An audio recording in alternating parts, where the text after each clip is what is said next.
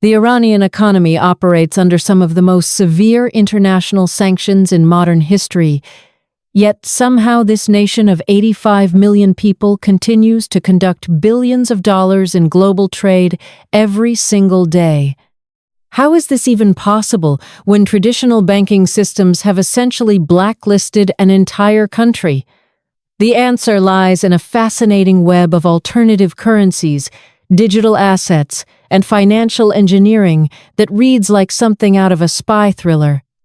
Today, we're diving deep into Iran's shadow economy and revealing the ingenious methods they've developed to bypass the global financial system entirely.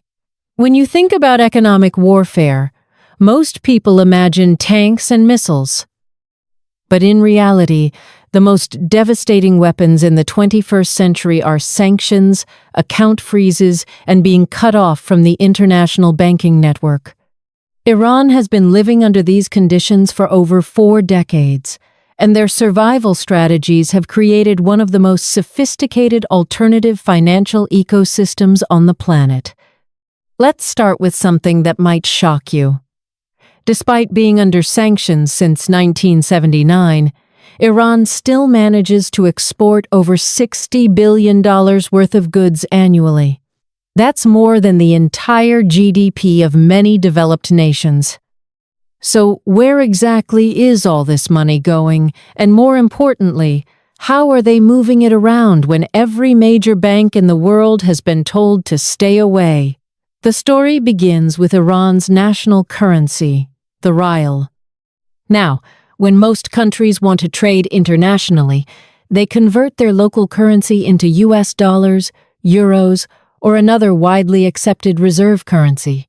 But Iran can't do this, because accessing these currency markets requires going through international banks that comply with US sanctions. So they've had to get creative, really creative. Picture this scenario. An Iranian oil company wants to sell crude to a Chinese manufacturer.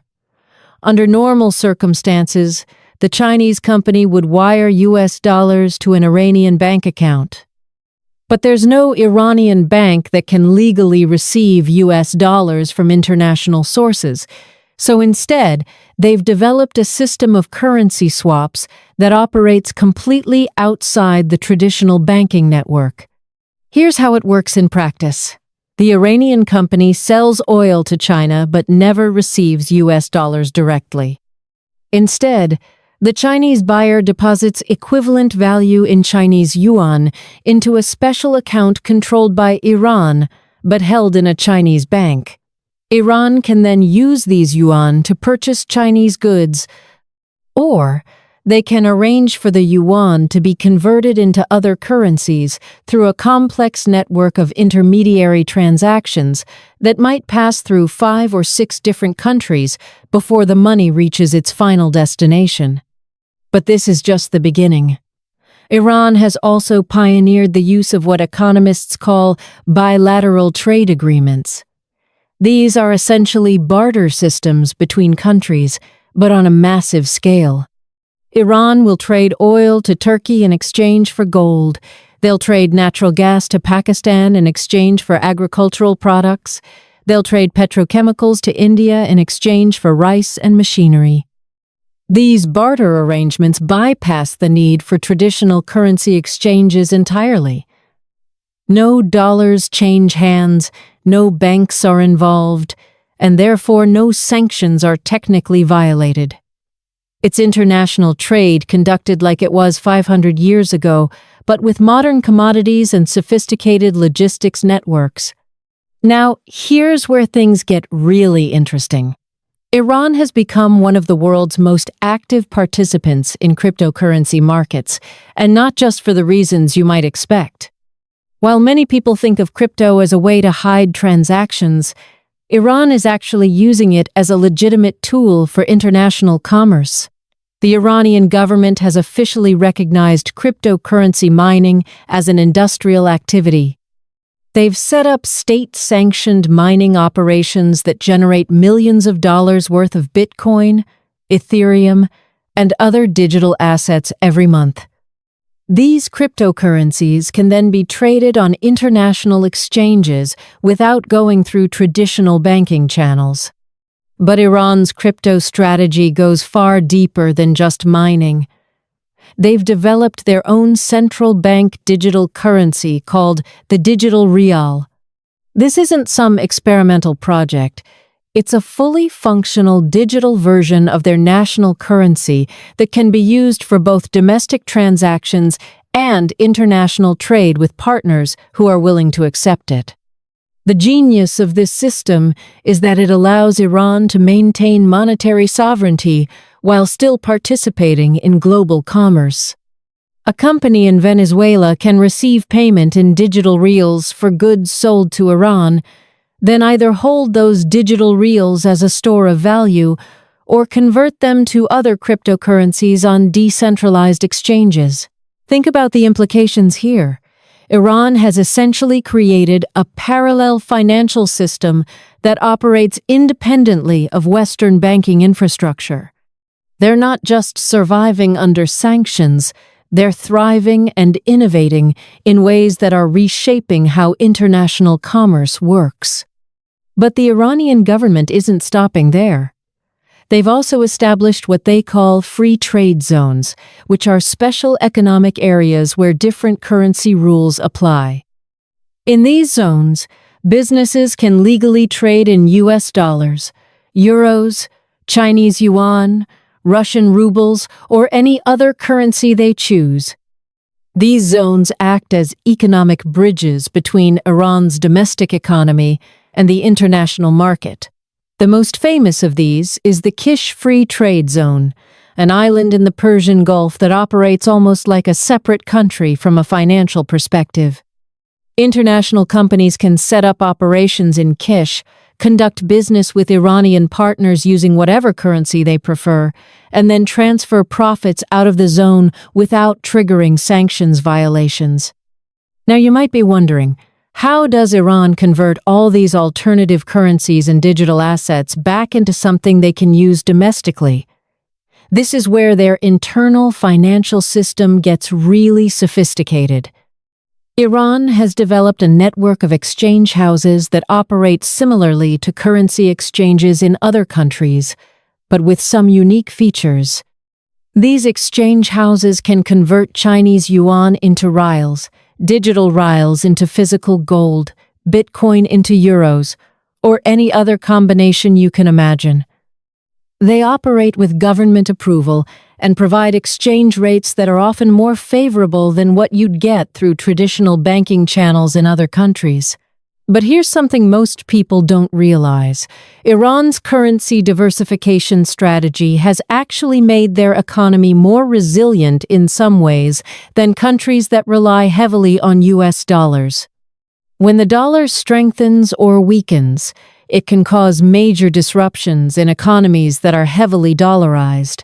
Iran's multi-currency approach means they're not as vulnerable to fluctuations in any single currency. This diversification has also opened up new trading relationships that might not have existed otherwise. Because Iran is willing to accept payment in almost any currency, they can trade with countries that might not have large US dollar reserves but do have other valuable assets or currencies to offer. For example, Iran trades extensively with African nations, accepting payment in local currencies or commodities that these countries can easily provide. This has helped Iran build diplomatic and economic relationships across the developing world, creating a network of allies who benefit from Iran's flexible currency policies. The cryptocurrency aspect of Iran's strategy deserves special attention because it's probably the most forward-looking element of their approach. Iran recognized early that digital assets could provide a level of financial independence that traditional currencies couldn't match. They've invested heavily in blockchain technology and cryptocurrency infrastructure, not just as a sanctions avoidance tool, but as a long-term economic strategy. Iranian cryptocurrency miners now account for a significant percentage of global Bitcoin mining capacity. They've leveraged their abundant energy resources, particularly cheap natural gas and electricity, to build massive mining operations that generate substantial cryptocurrency holdings. These digital assets can be traded globally without requiring permission from any government or banking institution. But Iran hasn't stopped at just mining existing cryptocurrencies. They've also explored creating their own blockchain-based trade networks that could be used by any country looking to reduce its dependence on Western financial systems. This could eventually evolve into an alternative global payment system that operates completely independently of existing international banking infrastructure. The implications of Iran's financial innovations extend far beyond Iran itself. Other countries facing sanctions or looking to reduce their dependence on the US dollar are studying Iran's methods closely. Russia has adopted similar strategies since facing sanctions over Ukraine. China is developing its own digital currency, partly inspired by Iran's success with digital Rials. Venezuela has created cryptocurrency-based payment systems that mirror some of Iran's approaches. What Iran has demonstrated is that the traditional tools of economic pressure may be losing their effectiveness in an increasingly digital and multipolar world.